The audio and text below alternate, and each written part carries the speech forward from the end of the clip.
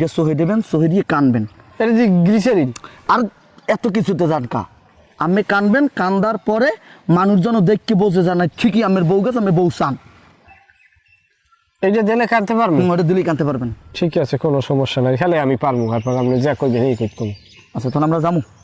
আমি যাবো। আর কোনো কথা কওয়া লাগবে? আমের বউ কি বিল গেছে, হ্যাঁ, কয় বড়ি সোনা টোনা লই গেছে, টাকা পয়সা লই গেছে, এগুলো কই এবং আমার নির্যাতন করছে এগুলো তো সব কিছু এও বলবেন, সব সমস্যা নাই। তাইলে আমি এইটার একটু দিয়ে দেন আপনি আমারে। হ্যাঁ দেখতে আসি এইটা সোহের মধ্যে দেবেন। হ্যাঁ সোহের মধ্যে দেবেন, হ্যাঁ সোহের মধ্যে দেবেন। সোহের মধ্যে দিতে হবে, হলে পানি আইবে বুঝাই।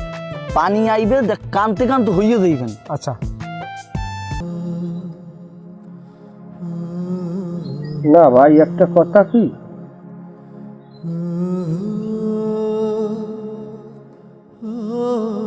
মামলা মকদ্দমা করিয়ে বউ পাওয়া যাইবে সত্য, শান্তি তো আর পাওয়া যাবে না।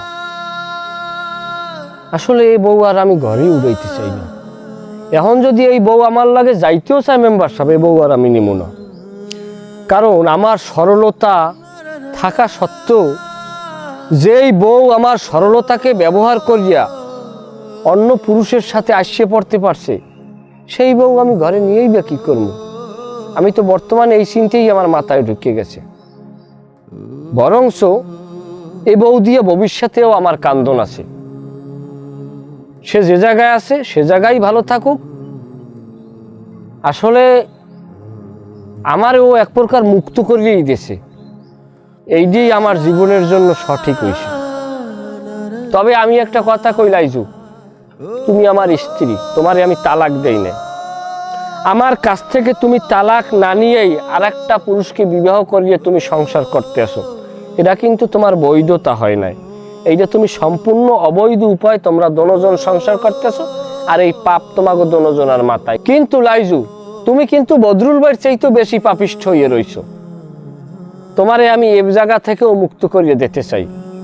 এই সবার মোকাবেলা 1 তালাক 2 তালাক 3 তালাক, এই 3 তালাক আমি তোমারে দিলাম। এখন তুমি বদরুল ভাই, লাইজু, এনে যারা মুরব্বী আছেন সবাই মিলে জিলে একবারে সরা কাবিন করিয়ে নতুনভাবে বিবাহ বন্ধনে আবদ্ধ করেন।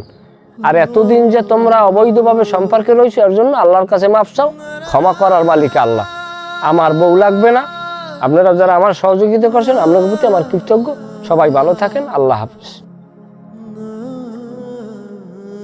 দাদা হয়তো লাও আমরা যাই।